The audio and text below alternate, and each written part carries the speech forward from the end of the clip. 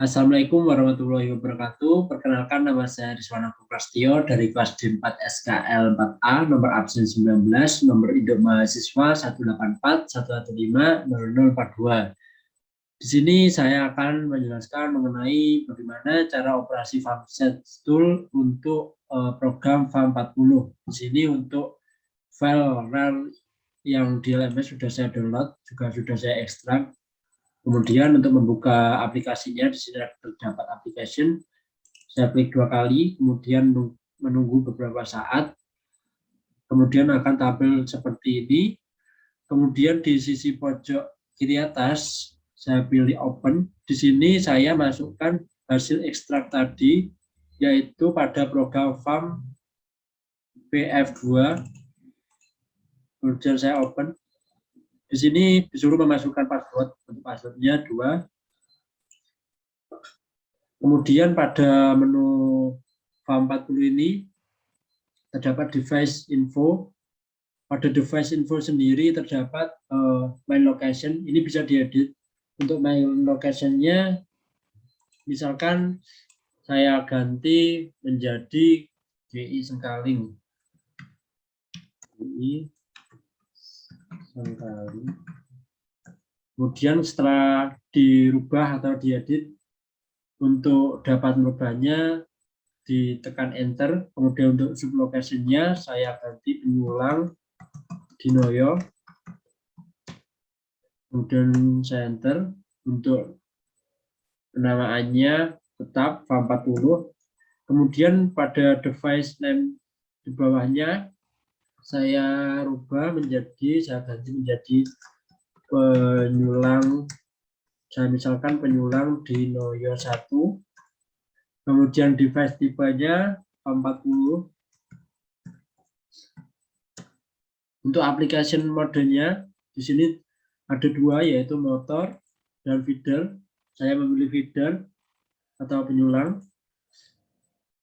Di sini setelah warnanya berubah menjadi merah seperti ini artinya setelah itu harus saya klik Read Current View to Device. Ini untuk menjalankannya nanti. Berhubung ini dalam kondisi offline atau tidak sedang bekerja atau tidak sedang dihubungkan dengan alat atau perangkat, maka di sini belum bisa bekerja. Akan saya stop operation terlebih dahulu. Kemudian selanjutnya di sini ada measurement. Pada measurement ini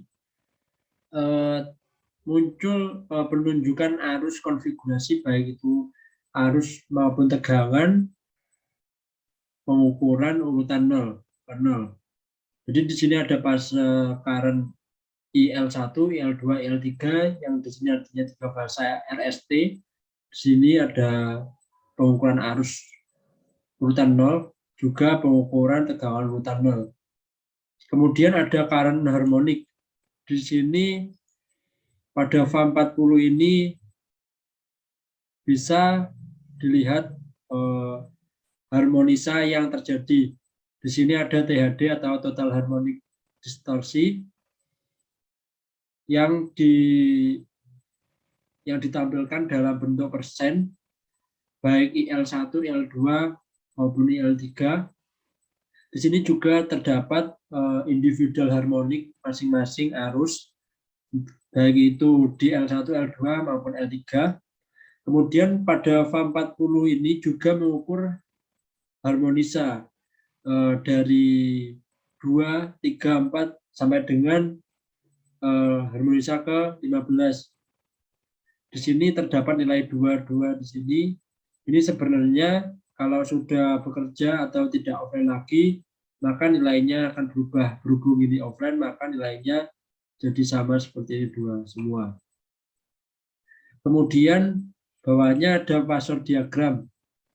Phasor diagram ini untuk mengetahui keseimbangan beban.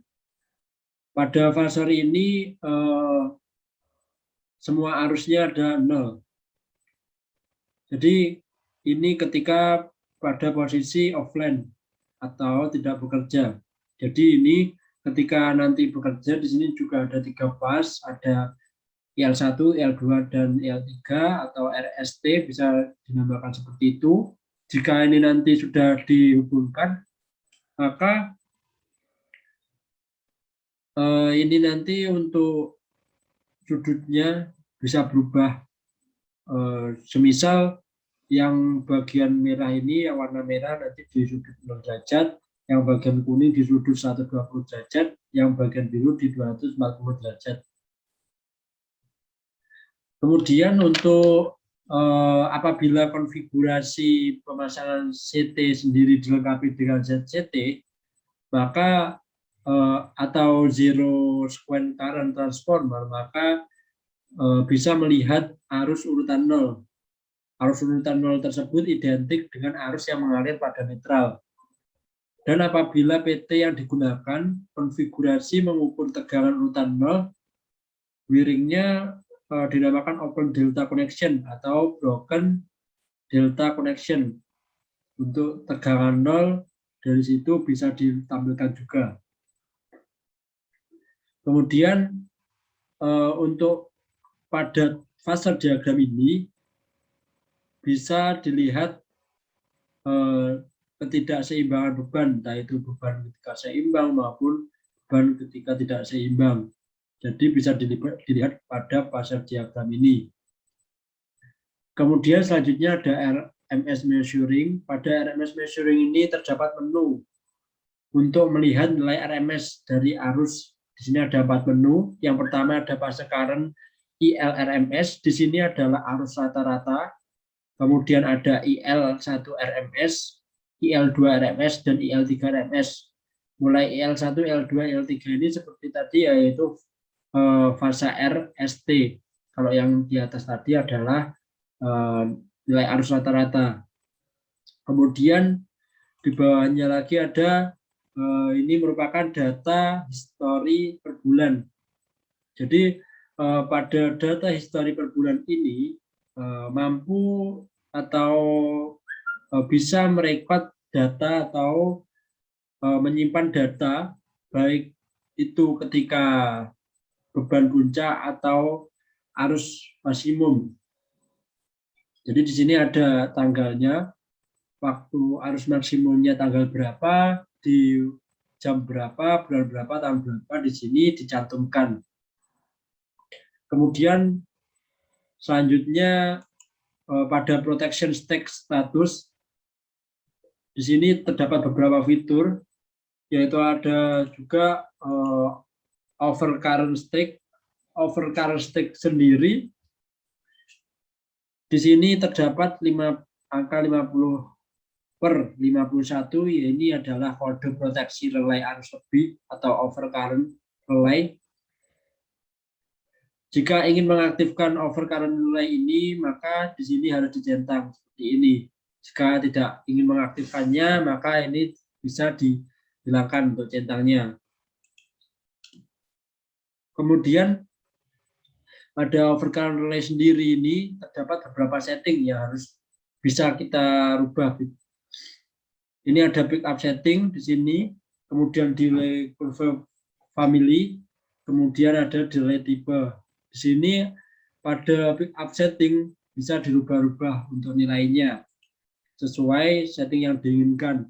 Kemudian delay curve family ini terdapat DT atau IEC. DT ini adalah definite time dan IEC ini adalah inverse time. Kemudian saya akan merubahnya ke IEC atau inverse time. Setelah saya rubah ke IEC pada delay tipe ini, DT ini bisa dirubah karena inverse time ada bermacam-macam tipe juga. Di sini inverse time ada normally inverse, ada very inverse, ada extremely inverse, atau long time inverse. Di sini bisa memilih sesuai kebutuhan. Jadi di sini saya misalkan saya memilih normally inverse. Kemudian untuk inverse time coefficient di sini ini didapat dari perhitungan koordinasi proteksi. Dan di sini terdapat dua grup, yaitu grup 1 dan grup 2. Misalkan saya fungsikan grup 1 ini untuk proteksi beban puncak. Dan grup 2-nya saya misalkan sebagai LWBP atau luar waktu beban puncak. Jadi bisa diatur seperti itu. Kemudian OCR ini juga ada beberapa stake, yaitu ada stake 1 yaitu ini, ada stake 2 dan stake 3. Pada stake 2, misalkan kita akan melakukan setting atau setelah melakukan setting atau ingin mengaktifkan overcurrent ini, maka seperti tadi harus enable for ini harus dicentang terlebih dahulu.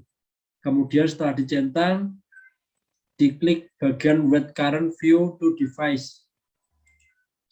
Setelah itu bisa bekerja. Pada stake 2 ini tidak bisa dijumpai inverse time, dan di sini hanya terdapat definitive time atau bisa instantaneous time. Di sini karena tidak ada juga namanya normally inverse, extremely inverse, very inverse, long time inverse. Tidak ada, karena di sini hanya definite time dan instantaneous time. Kemudian pada stake 3 ini hampir sama dengan stake 2. Kalau di stake 3 ini biasanya difungsikan untuk relay instantaneous. Jadi relay ini bekerja jika terjadi gangguan besar secara tiba-tiba atau seketika. Di sini untuk mengaktifkannya seperti tadi enable for ini dicentang terlebih dahulu. Kemudian diklik bagian wet current untuk mengaktifkannya. Jadi pada ketiga overcurrent stake ini, yang stake pertama yaitu merupakan inverse time, yang kedua merupakan definite, dan yang ketiga merupakan instantaneous. Kemudian di bawahnya ada undercurrent stake atau seperti namanya yaitu proteksi arus kurang atau beban kurang. Ini terjadi karena biasanya digunakan untuk pengaman ketika beban lepas secara tiba-tiba. Dan ini bisa mengakibatkan drop secara drastis yang bisa berpengaruh pada peralatan-peralatan. Kemudian di bawahnya lagi ada unbalanced stake I246. Di sini disimbolkan 46 di sini merupakan simbol dari unbalanced stake sendiri. Dan kemudian I2 di sini merupakan negatif sequence current atau arus urutan negatif. Kemudian di bawahnya lagi ada thermal overload stake. Pada thermal overload stake di sini merupakan proteksi motor, biasanya sebagai proteksi motor. Kemudian ada at fault stake dan directional at fault stake. Di sini perbedaannya, kalau at fault stake sendiri untuk pengaman gangguan ke tanah, sedangkan kalau directional at fault stake sendiri atau biasa disebut dengan DGR atau directional ground relay, itu digunakan di Penyulang, Jawa Timur pada pentanahan sistem outgoing pada gardu induk, yang cara pentanahannya yaitu melalui tegangan tinggi 500 ohm sehingga arus gangguan yang ditanahkan itu kecil. Sedangkan pada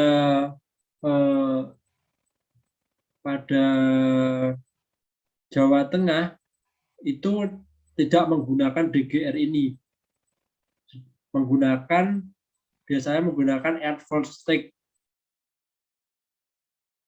atau EFR, karena arus pada sistem outgoing gardu induk distribusi akan ditanahkan secara langsung. Jadi arus gangguan yang ditanahkan besar dan menggunakan EFR atau at fault stake ini. Kemudian pada FAM 40 sendiri, inputannya perlu disensing arus dan tegangan kalau dipasang secara real di lapangan. Tentu juga ini membutuhkan tegangan dan arus. Untuk itu diperlukan CT dan PT. Pada CT sendiri terdapat rasio transformasi, baik itu 100:5, 800:5, maupun 1000:5. Begitu juga untuk PT juga seperti itu. Maka dari itu perlu adanya atau melakukan konfigurasi rasio setting transformasi dari CT dan PT terlebih dahulu. Untuk caranya sendiri di sini ada scaling. Pada menu scaling ini bisa mengatur nilai dari PT maupun CT. Di sini yang bawah ini merupakan PT, sedangkan yang atas ini merupakan CT. Ini bisa diatur untuk misalkan untuk CT-nya 1000. Kemudian saya enter. Kemudian untuk CT sekunderinya 5 ampere, saya enter. Nah, di sini setelah saya ganti atau saya edit, pastinya harus di write current view to device supaya untuk menyambungkannya nanti ke peralatan. Kemudian pada saat menghubungkan software ke alatnya pasti juga dibutuhkan yang namanya konfigurasi protokol komunikasi. Di sini juga telah disediakan konfigurasi atau maupun protokol komunikasi, yaitu di sini ada Modbus dan Profibus. Juga terdapat IEC 60870510303. Di sini untuk praktek yang akan datang ini menggunakan IEC 608705103. Jadi ini tadi untuk menu-menu yang ada di FAM40. Terdapat device info, measurement, current harmonic, phasor diagram, RMS, dan lain-lain seperti yang saya jelaskan tadi. Sekian penjelasan dari saya. Misal ada kurang lebihnya saya mohon maaf. Wassalamualaikum warahmatullahi wabarakatuh.